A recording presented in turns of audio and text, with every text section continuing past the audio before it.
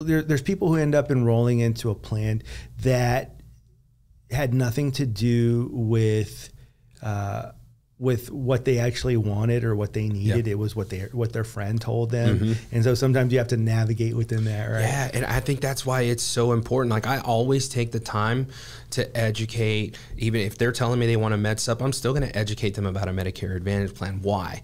Because they're going to be at that Thanksgiving table and they're going to be talking to friends. You know, again, if they're interested in a med sup, we're going to have a conversation about that, and I'm happy to enroll you in that. But at some point, they're going to be in a conversation with some friends or family members talking about all the dental that they've got and the vision and the over the counter, and then they're going to be wondering, well, why didn't Raul talk to me about that? Or I don't have any of those benefits.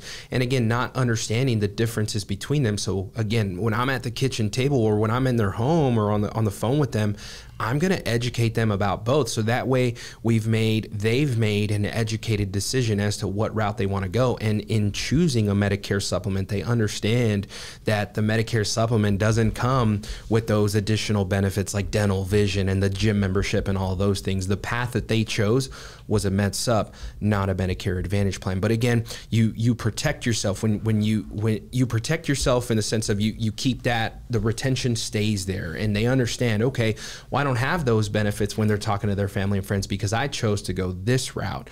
And you know, they've got a Medicare Advantage plan, and I understand that if I want dental and vision, it's almost like I'm building this thing a la carte, and I've got to add a dental plan and purchase that, and I've got to add a vision plan. And so just educating them and making sure that they understand the differences between them, again, is going to lead to higher retention when, you know, as time goes on. Yeah, you know, and let's address real quick the scope, because when someone fills out the scope of appointment form, they are saying, I only want you to talk to me about this. I only want to talk to you about Medicare prescription drug coverage or whatever it is, right?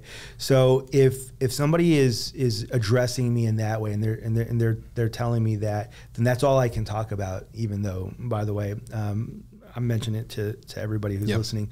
But I want to talk real quick about how to get them to fill out the scope. What I always would tell them is, look, this is a scope of appointment form, and really what it does is it gives me permission to talk to you about your plan options. Most people I talk to say, Raul, I want to know all my options. So they'll just go ahead and they'll check all these boxes, and then they'll go ahead and sign, or initial, I can't remember what it is. They'll give me permission to talk about all of their options.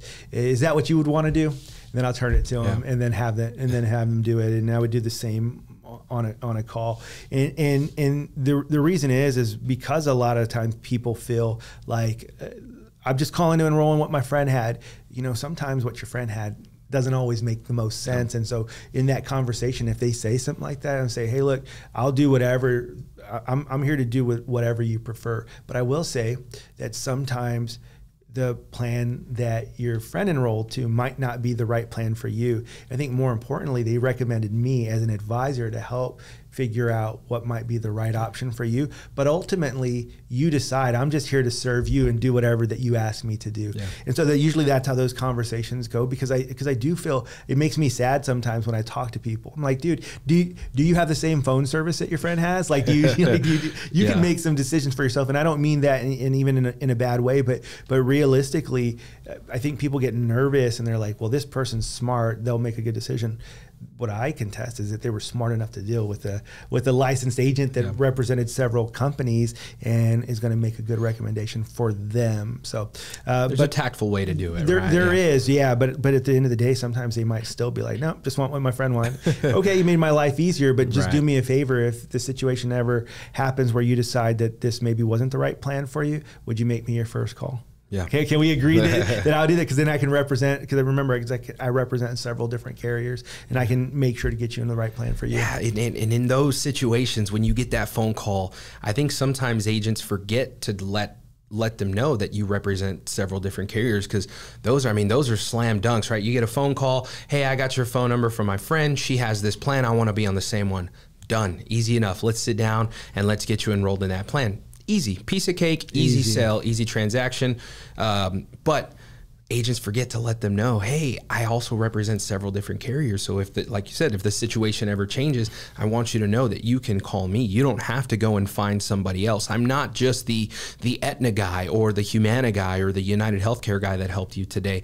I can help you with a lot of different options that are out there available to you. Yeah, for sure. So if you like this clip, do me a favor, click right up here so that way you can watch the full podcast. And then also click right up here for more content just like this.